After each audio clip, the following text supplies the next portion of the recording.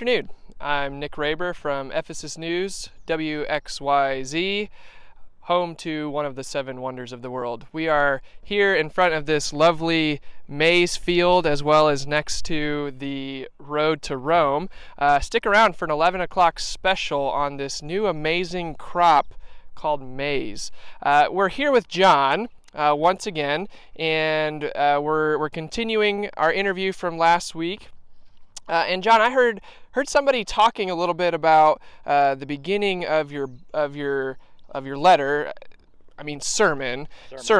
And they were talking about how that Jesus was the preacher and the message, or the messenger and the message. But then they were also saying that Jesus is the key to fellowship with God and with others. So my question is, John, how can that even be? How can Jesus be the key to fellowship with God when he clearly died? Okay, yes, Jesus did die, but he rose from the dead. I think that's the key part there.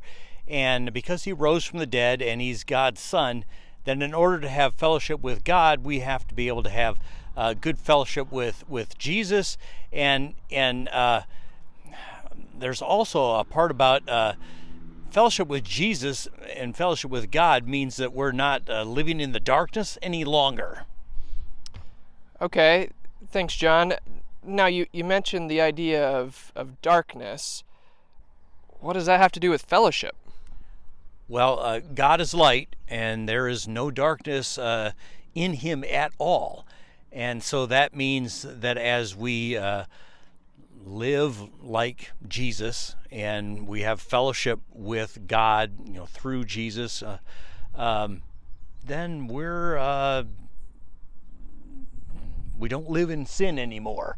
That's the darkness part. That's part of where we used to be, but that's not where we're at now. We're able to just live in light and stay out of the darkness. Okay, thanks, John. Now, my next question is there a connection between the idea of fellowship and God being light? How do those work together? Well, it has to do with walking in Jesus' light allows us to be in fellowship better and live in community better. And Jesus and God are actually one, and so I'm sometimes say God is light, Jesus is light. In my mind, it's all the same thing. And the idea is that when we're walking in Jesus' light, we are just able to have better fellowship with God, better fellowship with each other, better able to live in community together. That's how I would see it. Okay, thanks, John. Thanks again for tuning in with us. I'm Nick Raber with Ephesus News, WXYZ, home to one of the seven wonders of the world. John, do you have any concluding remarks for our viewers?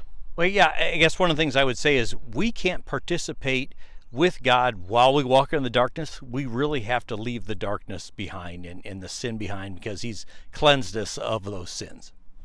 Thanks, John. Don't forget to tune in to our 11 o'clock special on the new super crop, maize.